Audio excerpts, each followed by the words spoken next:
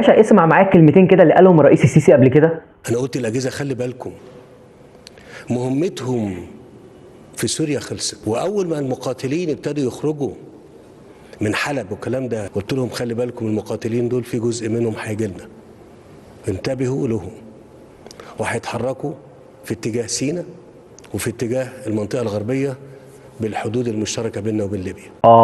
طب فعلا سوريا خلصت وفعلا في منهم عناصر دخلت ليبيا. طب ندخلهم ازاي بقى؟ احنا نعمل قافله ونسميها قافله الصمود، ونطبل على قلوب الناس بيها من ناحيه بقى الدين ومن ناحيه القضيه الفلسطينيه، الحاجات اللي الناس بتطبل على قلوبها بيها دي، عشان من خلالها نعمل ضغط شعبي ودولي على مصر، فمصر تضطر تدخلهم غصب عنها، ونروح داسين وسط القافله دي العناصر بتاعتنا اللي احنا عايزينها. ما هي هيصه بقى كله داخل في بعض، لا تعرف اصل اللي داخل ولا فصله. واللي هم عايزين يروحوا فين؟ عايزين يروحوا سينا، نفس الموال اللي حصل وعانينا منه السنين اللي فاتت، ونفس الكلام اللي قالوه اعضاء في مجلس النواب التونسي، قالوا ان اكتشفوا بعض العناصر الاخوانيه داخل القافله، واكتشفوا تمويلات مشبوهه بتيجي للقافله، حتى بعض الناس اللي سابت القافله ومشيت قالوا ان القافله كان بيحصل فيها حاجات مش طبيعيه، ومش هو ده هدف القافله اللي احنا رايحين عشانه. القافله اول ما خرجت من تونس دخل بعض العناصر اللي بدات تتكلم وسط الناس في السياسه، ومن خلالها بيهاجموا فيها الرئيس السيسي والجيش المصري عشان يشحنوا الناس قبل ما تروح ضد مصر وضد الرئيس السيسي. والناس اللي فيهم عارفه يعني ايه مصر وعارفه الرئيس السيسي سابتهم ومشوا، لانهم اكتشفوا الخباثه اللي بيبصوها في القافله والهدف الاساسي